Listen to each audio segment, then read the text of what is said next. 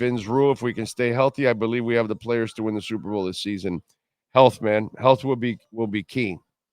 And as you know, the offensive line seems to be this topic with the Dolphins, and everybody's concerned with it. And I don't understand that these people know what they're talking about when it comes to I know we're beaten down with offensive line from the years past, but last time I checked, you ran for a good clip per carry. Okay, you have a running back that scored 20 touchdowns. You had two running backs that were explosive and productive. You'll have three this season. The quarterback is so good that he had enough time to read everything, even though they don't give him as much as they should. He needs a little bit more, but he gets rid of it quickly, so he helps them out in that sense. The offense is number one in the NFL. So, yeah, it's not a super dominant offensive line. I'm not going to lie to you, but man, it's been way better than in the past. And these guys are all in the system another season. Let me tell you what I told you about Tua having his best year ever. I expect Austin Jackson to have his best year ever. I expect Teron Armstead, the games he does stay healthy, play his best. I expect what's it called Jones at left guard. I expect him to play the best he's ever played because this is his year 3 in the system, and he should be growing up as a player and also his mind in the game. Now, Brewer, this is new to him. It'll be a little bit of an adjustment. Okay. But Eichenberg, if he can stay healthy, because unfortunately, the poor man's been, and this had nothing to do with Notre Dame or anything else or his first couple of years. The last 2 years, the poor man has had some injury issues. If he can stay healthy, maybe he can have the best season he's ever had. Nobody ever says any of that. And it's not good for writers to sell positivity or even think positive. It's better for them to sell negativity because that's what you all are. You're trained. You're trained in your news, in your entertainment. You don't really care so much about the marriage. Oh, but let me find out about the divorce. Yeah. Hey, there's a traffic jam. I don't care. There's a crash. Oh, let me see. It's who we are. It's who we are. Are you watching the politician's acceptance speech? Or are you watching the guy that ended up losing and seeing how he or she handles the loss? It's our society. And the media knows exactly what feeds you guys. Negativity. You don't care about the fireman saving the cat.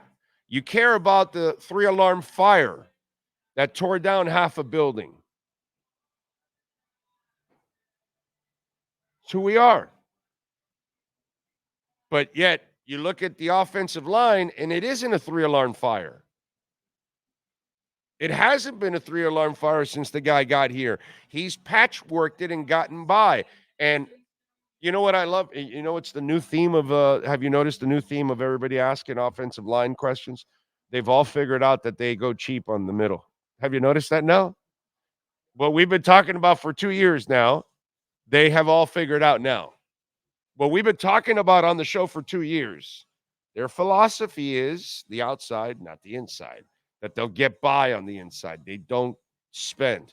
Everybody else is caught up to what we've been talking about because we're usually playing chess when it comes to Dolphins, and everybody else is usually playing checkers, and they're behind what we're talking about here. I mean, this is their philosophy. The Saints were the opposite, actually.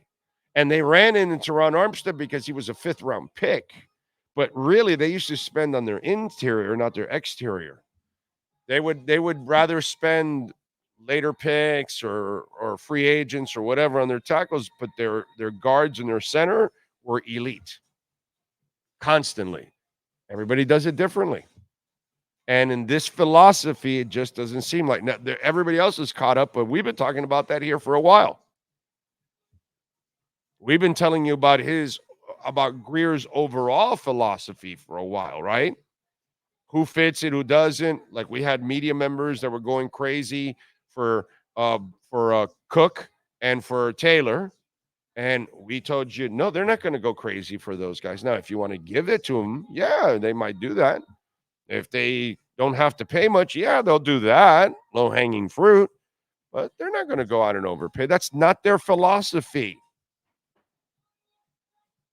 They don't draft first and second round running backs. They draft third and fourth round and fifth round running backs, as proven the last couple of years.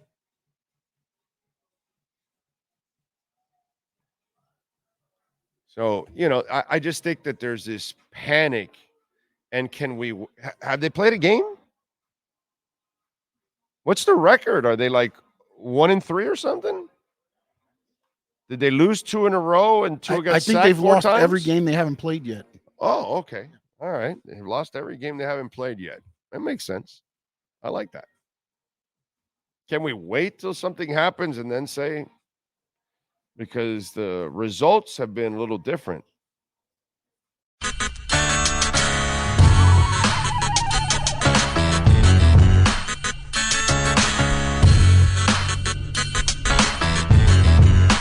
This is the Big O Show.